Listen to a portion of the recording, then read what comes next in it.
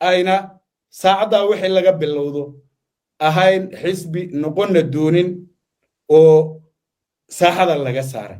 waxa kaliya ee dhimanna waa in wasaaradda cadaaladdu ay ku dhawaaqdo waayo haddii loo diiwaan gelinayo shahaadadoodii hore yani intii aynu aragnay oo dhan caqabadda ah ma aysan imaateen laakiin meesha waa laga saaraya sidoo kale waxa gebi ahaan baa lumay oo meesha ka baxay kalsoonidii TPLF iyo ra'iisul wasaare Abiy Ahmed Cali walow horay aysan u jirin kalsooni laakiin la isku khasbayay haatan Abiy iyo TPLF waa kala dhaqaaqay waxaana wanaagsan akhyaarta iyo saaxiibada hawada nagala socdo meel kasta oo joogtaanba ku soo dhawaada Ethiopia oo gebi ahaanba tirtirtay jabhadii ama xisbigii TPLF ee marka arrimi jiray guud ahaanba dalkaasi Ethiopia in dhawaalana uu dagaal wajiyo badan la kala dhaxeeyay dawladda dhexe ee dalka Ethiopia ee garwadeenka uu yahay ra'iisul wasaare Dr. Abiy Ahmed Cali guddiga doorashada dalka Ethiopia ayaa maalinimadii shalay ahayd waxa uu ku dhawaaqay gebi ahaanba in la tirtiray oo lagala noqday xisbinimadii ururnimadii iyo jiritaankiiba kooxda ama xisbigii TPLF waxaana bayaan rasmi ah oo ay soo saartay guddiga diiwaangelinta dalkaasi Ethiopia ee NEB lagu magacaabo ay sheegeen in haatan wixii ka dambeeya aanay jirin xisbi ama urur la yiraahdo TPLF una mamnuuc ka yahay gebi ahaanba dalka Ethiopia NEB waxa ay sheegtay waa hay'adda diiwaangelinta iyo waliba doorashooyinka dalka Ethiopia in go'aankani loo gudbin doono wasaaradda cadaaladda ee dalka Ethiopia taasi oo si rasmi ah iyadu uga go'aan gaari doonta uguna dhawaaqi doonta in lagaga takhalusay jabhadii TPLF ama xisbi ha ahaato ama urur ama jabhad gebi ahaanba in lagaga takhalusay oo hadda wixii ka dambeeya aanay ka jiri doonin dalka Ethiopia go'aankani ka soo baxay guddiga doorashooyinka dalka Ethiopia ayaa waxa uu ku soo hagaagaya xilli muran daba dheeraaday in muddo aba u soo dhaxeeyay jabhadda TPLF iyo guddiga doorashooyinka dalka Ethiopia waxaana hoggaanka jabhaddaasi Debretsion Gabramikael oo dhawaan warbaahinta la hadlay kana hadlayay muranka u dhaxeeya iyaga iyo NEB uu cadeeyay in haba yaraatee aanay aqbalaynin in loo diiwaan geliyo sidii xisbi ama urur cusub oo hadda hor leh waxaana uu sheegay kaliya waxa ay ka doonayaan Ethiopia laba mid in ay tahay oo aanu jirin mowqif saddexaad ama qorshe saddexaad waa in talaabada hadda ay qaadeen ee ah gebi ahaanba in ay saaxada ka saareen oo aanay aqoonsanayn TPLF inay ku dhawaaqaan iyo in ay u soo celiyaan shahaadadoodii hore ee xisbinimo arrintani ayaa muddo dheer dood adagi ay ka soo taagnayd oo labada dhinac ay isku mari lahaayeen haddaba su'aashu waxa ay tahay in loo diiwaan geliyo xisbi cusub iyo in ay koodii hore sii haystaan farqiga u dhaxeeyay muxuu yahay waxa u dhaxeeya marka sharciga dalka Ethiopia laga hadlayo dabcan farqi aad u weyn waxaana farqigu uu yahay in TPLF ay muddo 27 sano dalka Ethiopia ka soo talinaysay waxayna lahayd hanti badan oo magaca TPLF ku qoran oo ay ku lahayd deegaamo badan gaar ahaan magaalada Addis Ababa iyo caasimadaha dawlad deegaameedyada kala duwan ee dalka Ethiopia waxa kale oo ay lahaayeen hanti gaar ah oo xisbi dabcan oo ay ku jiraan guryo gaadiid iyo sidoo kale shirkado waaweyn oo kala duwan oo ganacsi iyo yani hanti aad u fara badan ayay lahayd TPLF waxay sidoo kale lahaayeen dhul ballaaran oo ay ku lahaayeen deegaamo kala duwan oo ku diiwaan gashanaa magaca TPLF waxa ka mid ahaa dhul beereedyo sidoo kale dabcan waxa ka mid ahaa warshado iyo dhul banaanba hanti aad u tiro badan ayaa ay lahayd gaar ahaan magaalada Addis Ababa ee xarunta dalka Itoobiya ayaa hanti badan oo magaca TPLF ku diiwaan gashan ay ku taallay dhammaan hantidaasi waxa la wareegtay dawladda ra'iisul wasaare Abiy Ahmed Ali kadib markii loo aqoonsaday argagixiso in ay yihiin dagaalkana lagu qaaday haddii marka loo soo celiyo sharciyadoodii hore dhammaan wax allaale iyo wixii hanti ahaa ee lagala wareegay ayaa ay xaq u yeelanayaan in loo soo celiyo waayo waxay ahaayeen xisbi sharciya oo talada dalka Itoobiya haya maadaama marka intii talada ay hayeen ay tagrifal awoodeed sameeyeen si badanna ay uga faa'iideysteen hantidii ka dhaxaysay dalka iyo dadka Itoobiya waxa si cad ay u qaadatay xukuumadda ra'iisul wasaare Abiy Ahmed Ali in aan loo celinin shahaadada xisbinimo ee hore si ayna taasi u dhicinna waxa gabi ahaanba la burburiyay afartii xisbi ee iyadu ay atooraha u ahay waa kii xabashida kii oromada iyo kii shucuubta koonfureed saddexdaaba waa lagaga takhalusay waxaana ra'iisul wasaare Abiy Ahmed Ali uu samaystay urur isagu uu leeyahay oo haddana xisbi u dallacay oo meesha ka saaray federaalnimadii sidoo kalena meesha ka saaray yani waxyaabo fara badan oo wax walba xisbigaas ayaa iskale ama awoodda oo dhan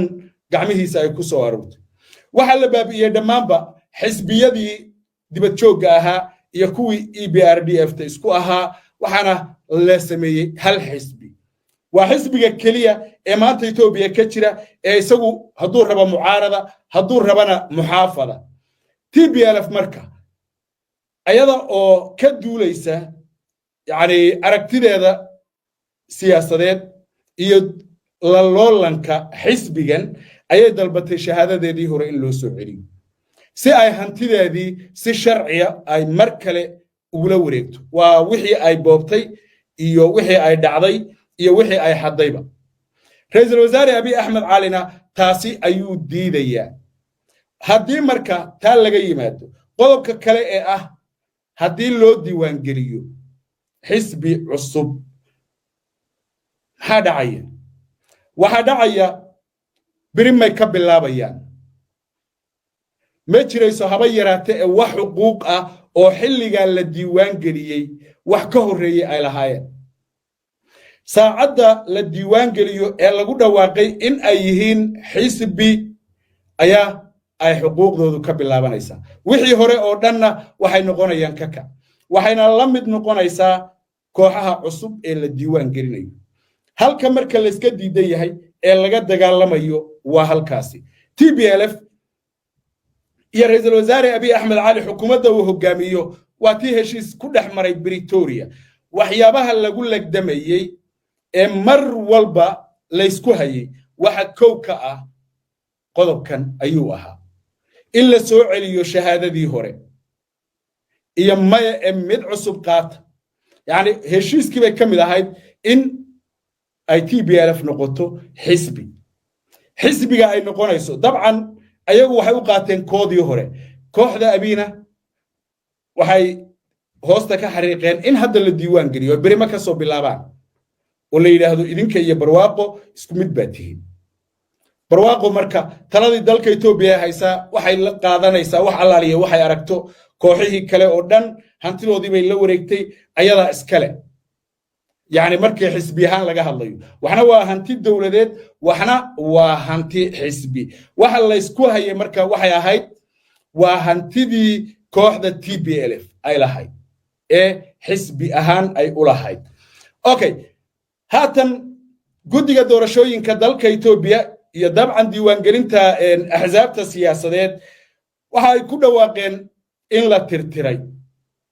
oo haba yaraatee ayna saacada wixii laga bilowdo ahayn xisbi noqonna doonin oo saaxada laga saaray waxa kaliya ee dhimanna waa in wasaaradda cadaaladdu ay ku dhawaaqdo waayo haddii loo diiwaan gelinayo shahaadadoodii hore yani intii aynu aragnay oo dhan caqabada ah ما أيسن إماتين لكن ماشي ولا جسارية سيدو كله وحجبي أهم باللومي أو ماشي كبحي كالسوني دي TPLF إيو رئيس الوزراء أبي أحمد علي ولو هري أيسن أتشرين كالسوني لكن ليسكو خسبي هاتن أبي إيو TPLF وكلا دقائق مركز وزارة عدالة أي كل واحد إن ururkaasi gabi ahaan baa lagaga takhalusayna waxa ra'iisul wasaare abi axmed cali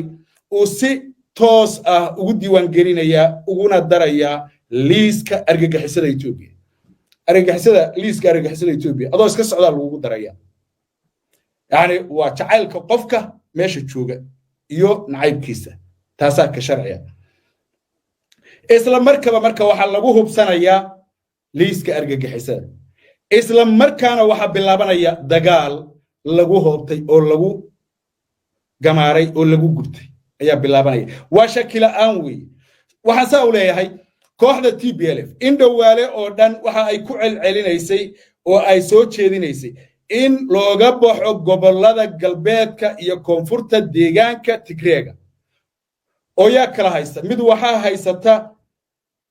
axmaarada oo waa galbeedka waa dhinaca walqeyd magaalada Humayra la yiraahdo caanka ana yaani ay ka tirsan tahay kan kalena waa raaya waxa degan qoomiyadda madaxweynihii hore ee ku meel gaarka ahaa ee Tigreega Getachew Reda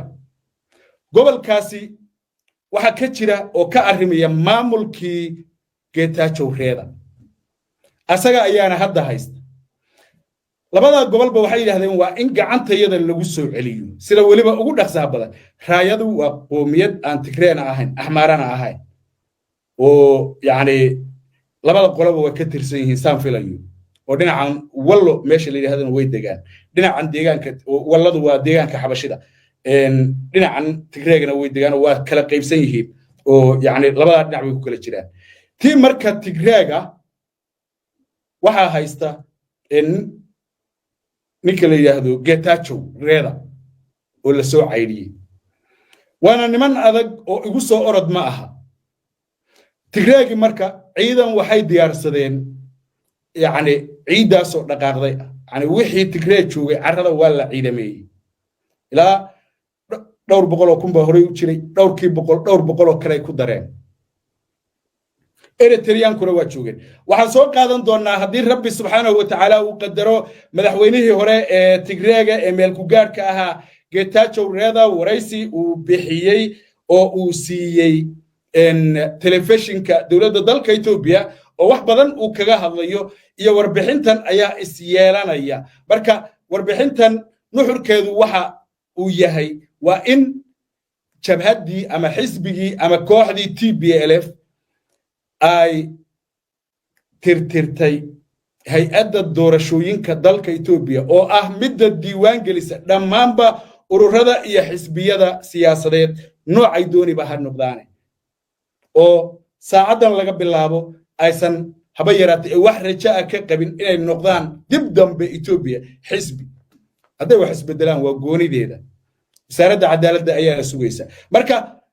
ayaguna waa diyaar garoobeen ra'iisul wasaare abi axmedna horay waa kii u diyaar garoobay ciidamo badan waa tii la dhoobay xuduudda deegaanka Tigreega iyaguna ciidamo badan bay soo dhoobeen waa la is dhowrayaa markii lagu dhawaaqo in la tirtiray ee si rasmi ah loogu dhawaaqay wasaaradda cadaaladdu ay ku dhawaaqdo liiska argagixisadana lagu daro xabadu toos bay u bilaaban doontaa insha Allah ta'ala waana raja aad u wanaagsan tariya intaan isugu imaanayno wararka iyo warbixinada xiga waa gala xasan oo idin leh fi amaan illah